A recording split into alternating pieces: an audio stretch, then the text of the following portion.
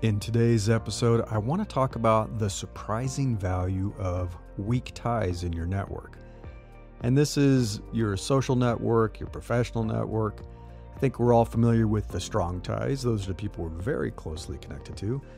Obviously the absent ties, people we don't know at all, but there are the weak ties. These are the casual acquaintances that you know that can provide surprising value when you're looking for new opportunities. This is Invincible Career, and I'm Larry Cornett. If you're looking for a new job, you may find that your weak ties are more helpful than your close friends, which could be a little surprising, but I'm going to talk a little bit more about that. If you want to start a new business or you're trying to grow your customer base, you're probably better off building new connections with acquaintances rather than tapping into your familiar colleagues. So what is a weak tie? Well, it's someone that you know, but not very well. Or you were close a long time ago, but you haven't been in contact for years or maybe even decades. These weak ties in your network have faded with usually time and distance. So this could be a classmate from high school, a college roommate, one of your favorite professors, in a course that you took, a coworker or a boss from one of your early jobs, someone you used to live next to, an old neighbor, people you met at a conference years ago, and even the people in everyday life that you bump into at your local coffee shop or a cafe or the gym. You just don't know them that well. Now contrast these types of relationships with the ones where you have strong ties. You have a much stronger and fresher connection with your current coworkers and your manager, of course. You're talking almost every day. You're obviously very close to your family. Your good friends talk with you often, and you probably travel in very similar social circles.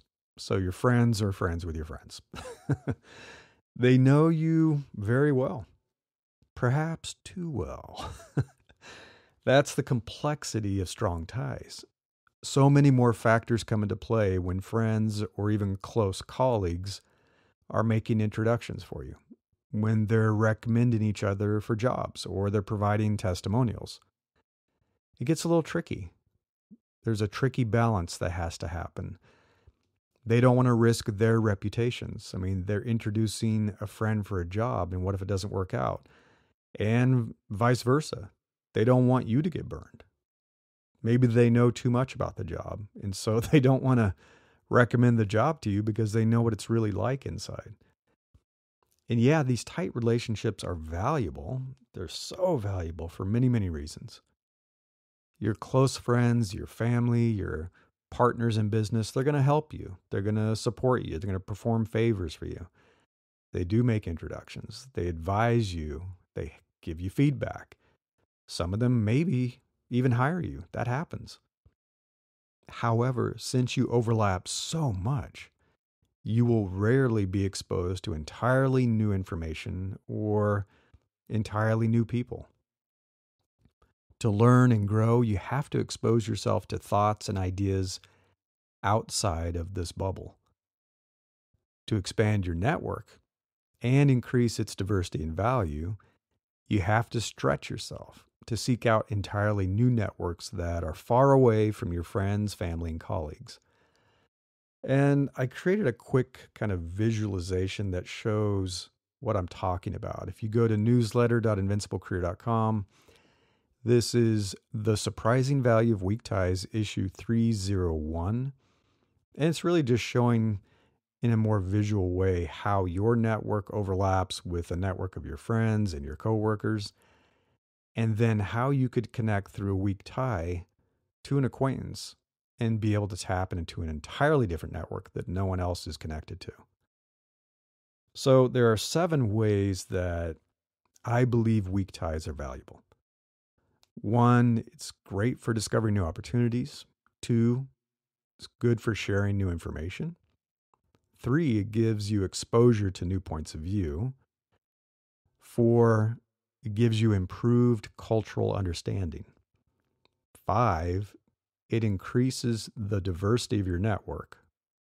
6, it increases the power of your network. And then finally, number 7, which is an interesting one, you are viewed as unique. So let's talk a little bit more about the first one, which is discovering new opportunities. In Adam Grant's book, Give and Take: Why Helping Others Drives Our Success, he shared some information from research that was published by Mark Granovetter. He surveyed people in professional, technical, and managerial professions who had recently changed jobs. Nearly 17% had heard about the job from a strong tie. And that's kind of what we expect, right? But surprisingly, people were significantly more likely to benefit from weak ties. Almost 28% had heard about their job from a weak tie. So strong ties provide strong bonds, but weak ties serve as bridges. I'm going to talk a little bit more about that. They give you access to new information, to new networks, and discovering new opportunities. Because within your stronger and closer networks, many of the people have already heard about the same opportunities. I mean, that happens all the time. I see that with jobs like, oh, this company's hiring, and everybody who is in the same profession, in the same industry is like, yeah, I know. I've seen that post. And I remember this happening when I was a young designer and I started my first solopreneur agency back in the late 90s. When I talked with my designer friends in my Silicon Valley network, they often shared exactly the same connections and potential gigs. Oh, this person's looking for someone. This person's looking for someone. And everybody kept saying the same handful of opportunities. It's because we all were friends with many of the same people in many of the same companies. However, when I reached out to my friends in engineering or marketing or program management or at leadership levels, they were aware of completely different opportunities. They would bring me into companies to work on projects that my design peers didn't even know existed. They weren't even aware of these companies. They weren't aware of the opportunity. So your weak ties can help you discover new opportunities that people in your tight network aren't even aware of. Number 2 is about sharing new information. So when you want to be kind of in the mode of always learning new things, which we all should be, you'll often discover that your weak ties in your broader network are a better source than your strong ties. I mean, think about it. How often does a close friend or a colleague share something with you and you say, oh yeah, I read that article this morning. It happens to me all the time. My brother will share something. I'm like, yeah, I already saw that. Or you don't say that. You're just kind and say, oh, thanks. But you've seen it before. Or a colleague shares a news article. Did you see this research? And you're like, yeah, I saw it yesterday. I mean, it's not surprising. Many of your close friends and your colleagues tend to read the same news sources and publications. I know with a lot of my friends and colleagues, we all work in the same general industry, in tech. We see a lot of the same stuff. However, my weaker ties often share new information that I would never encounter in my daily life. And on the flip side, when I want to share information and reach a broader audience, I'm better off sharing it with acquaintances and even strangers than my strong ties. And why is that? Well, it's because when my close friends and colleagues share my information with their networks, the overlap is really significant. I mean, we're friends with many, many of the same people. So when they share it, after I shared it, it reaches the same people again and again, and it never bridges across entirely new networks. Plus, people start to tune it out when they keep seeing it shared again, when they keep seeing you again. It gets old. And from that research that was published by Granovetter, he had a quote. This means that whatever is to be diffused can reach a larger number of people and traverse greater social distance when passed through weak ties rather than strong. And he researched this, that if you really want your message to go far and wide, you have to share it with weak ties. So number 3 is exposure to new points of view. And that's a good thing. I mean, it happens to the best of us. We live in our little worlds. We see the same people every day. We start to have the same conversations. And we're too busy. We're busy with work and life. We're too busy to explore beyond those boundaries. And that means that our familiar social networks and professional networks, they become kind of echo chambers. We spend our days reading posts and articles that reinforce our point of view. And what does this do? Well, we start to falsely believe that, well, everyone must share my political point of view. Everyone must have the same moral code that I do. Everyone must have a similar life philosophy because that's what I see every day. But it's not true. I mean, as one example, people were horribly surprised during the election year over 4 years ago. You can ask my liberal friends in California. They couldn't believe that people voted for Trump. They're like, how could this have happened? Well, I still have weak ties to the Midwest. That's where I grew up. I mean, I live in California. I've been here a long time, but I grew up in the Midwest. So I wasn't surprised at all. I already knew that millions of people held very different viewpoints than my friends in Silicon Valley. I knew it was going to happen. So I'm not saying that you'll always enjoy being exposed to different points of view, but you shouldn't put your head in the sand. You shouldn't dream and pretend that the world is 100% aligned with what you believe. Awareness is powerful. Number 4 is improved cultural understanding. And by culture, I'm referring to it in every sense of the word. It's that system of collectively held values that's unique to countries, of course, even geographies. There's a different culture in California than there is in New York. Cities have different cultures. San Francisco is very different than LA. Very different. Professions have their own culture. Designers are very different than engineers. Obviously, religions, political cultures. Now these micro communities, you have online communities that have their own culture. Tons of cultures. And you are a product of your culture. It influences you in ways that you're probably very familiar with, but it probably influences you in ways that you're not even aware of. The attitude of us versus them, which can happen, is rarely healthy. So embracing the weak ties in your network, people that are outside of your culture, it allows you to become more culturally aware and more culturally sensitive. You can appreciate where someone's coming from, even if you don't fully understand it or you don't want to adopt it. And yeah, you have your culture, they have theirs. No one's saying that you have to adopt other cultures. As an example, I'm still connected to old colleagues from my time living and working in Shanghai many, many, many years ago. And living there, I lived there for 3 to 4 months. It certainly improved my cultural understanding of my friends in China. Now, time and distance have certainly made these ties weak. They can't be strong anymore. But maintaining a degree of connection to my old friends and coworkers, it ensures that I never forget what their lives are like. I'm still aware and sensitive, and I understand what it's like to live in China. 5 is about increasing the diversity of your network.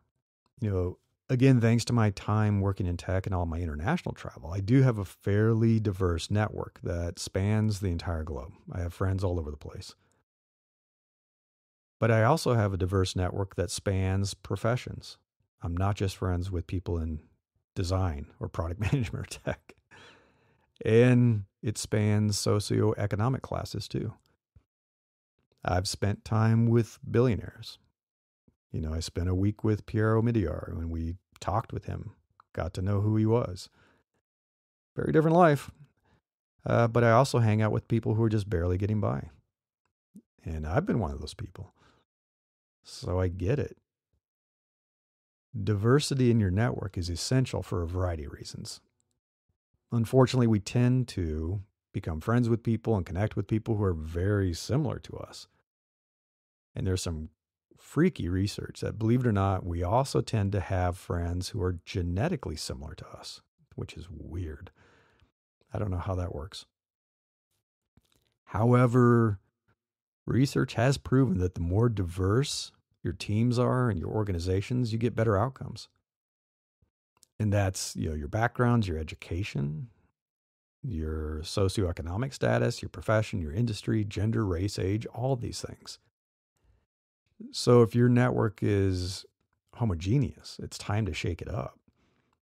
There was some research by McKinsey, I think this is back in 2015, looking at public companies, and those that were in the top quartile for diversity, ethnic and racial diversity in management, were 35% more likely to have financial returns above their industry mean. And the same is true for gender diversity. They were 15% more likely to have returns above the industry mean. It's powerful. Diversity is good. We want different thoughts. And, your weak ties are weak because they're outside of your social bubble and your professional bubble. And that's exactly what makes them so valuable. Increasing the diversity of your network will help your network become more powerful, more creative, collaborative, empathetic, successful. It's worth it. And speaking of power, that's number 6, increasing the power of your network. You are limiting the power of your network when it only consists of the familiar people who are already in it.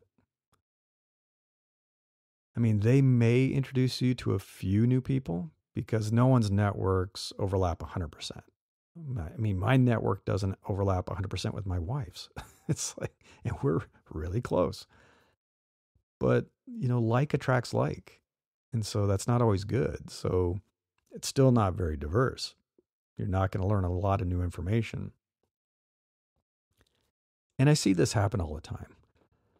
This is something I've observed over my career, is that people in a specific profession tend to make friends with other people in their profession, and they have their network mostly filled with individuals who are near their experience level. Very common. If you go look on LinkedIn, the density of your LinkedIn network is probably pretty heavy with people in your profession at your level. College students tend to have a network full of other students. Junior designers have a network full of other designers. I used to. My network on LinkedIn in the early days was me and designer after designer after designer after designer. You see it in other industries too. Real estate agents are connected to a bunch of other agents. And that's good. I'm not saying it's not useful. However, it's not as powerful as it could be or as it needs to be. Your weak ties will help you build a more powerful network that spans professions and industries. And it includes people at higher levels of influence. My weak ties, for example, have allowed me to be introduced to CEOs and VC partners and angel investors, which came in really handy when I was raising money for my startup. So, they are in my extended network as new weak ties. We're not golfing buddies. They're never going to be a strong tie. We don't hang out every weekend. But what I see as useful is this broader network of weak ties. And it's really important. It's really important to level up your network this way. And that means going up and going down. If you're at a really senior level, senior executive, and your network is all senior executives, that's good for some things. But when you need to hire people who can actually do the work, if you're looking for great designers, engineers, salespeople, marketing people, and the only people you know are a bunch of VPs who don't want to do the work, that's not very helpful. And from the flip side, if you are wanting to get connected at the highest levels within a company and be brought into a company, whether you want to be hired as an employee or you want to be hired as a consultant, coming in at the highest level possible changes the game. I have a friend and client who was looking for a job, this is years ago, and had been connecting through peers in the network. And that was useful for some things. It had opened a few doors and had a bunch of interviews, but nothing was closing.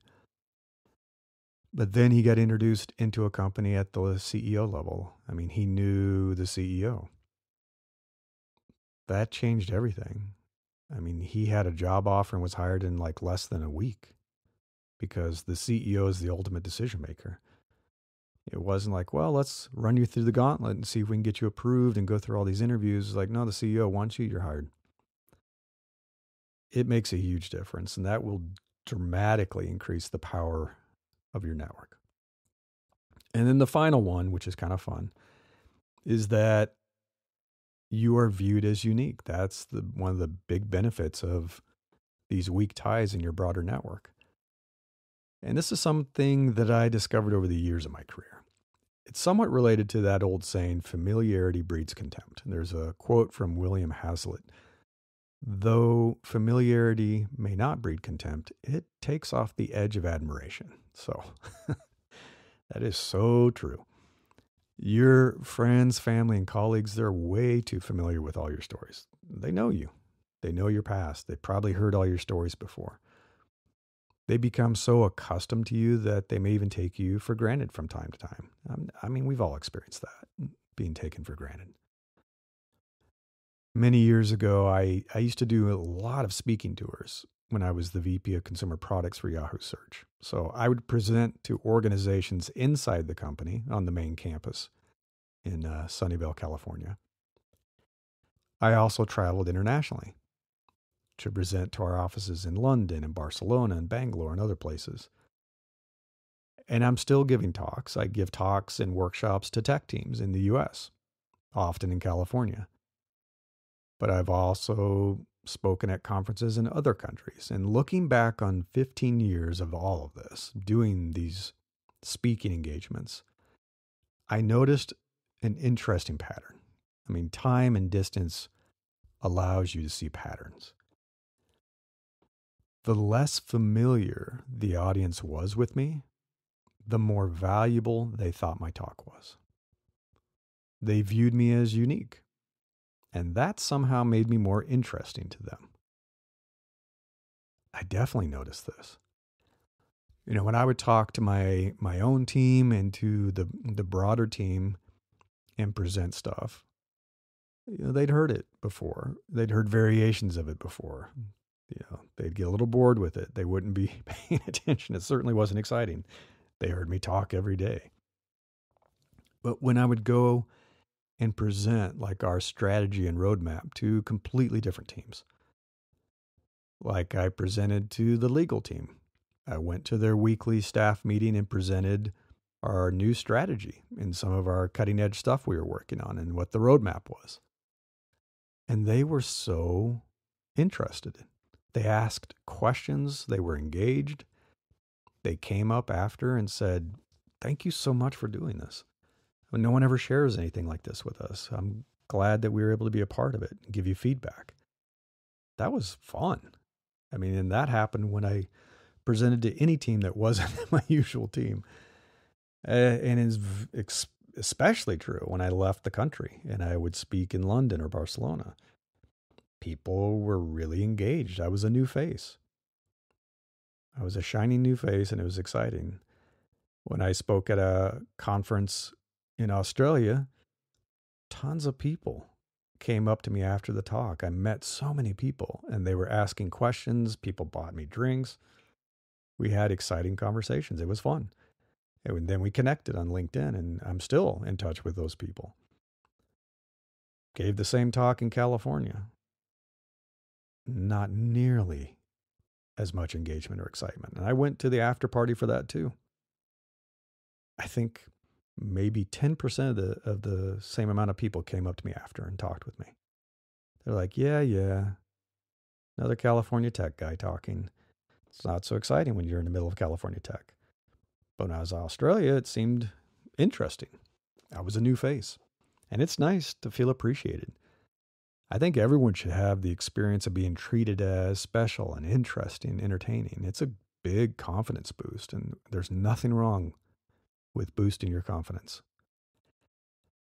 The strong ties in your network, they may not think that interacting with you every day is all that special. But the people who are weak ties will value time with you and make you feel appreciated because it's so rare. So yeah, that's it. Light up those weak ties. It doesn't matter what you are trying to accomplish professionally. Activating the weak ties in your network will help you more than you think. Reaching out to your acquaintances, old and new, it will increase the diversity, power, freshness, value, and uniqueness in your professional social graph. I mean, that doesn't mean that you need to transform your weak ties into strong ties. That's impossible. You just cannot maintain strong ties with a large group of people. You're not going to be able to talk to everybody every day. It's really about creating a stronger, broader network of weak ties and not letting those relationships completely fade away. Because if that happens, they're no longer weak ties, they're absent ties. It disconnects those other networks entirely from you. They're gone. And all of those potential opportunities for meeting people and information, it vanishes.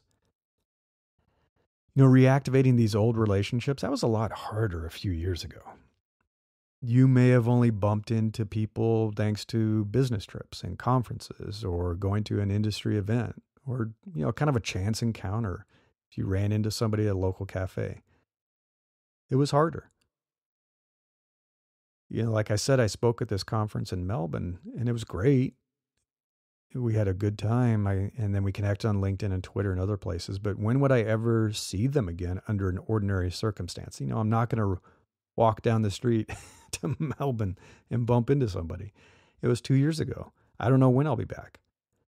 But now I can just set up a Zoom appointment and I can catch up with someone halfway around the world. And I have. And I reconnect with them on Twitter.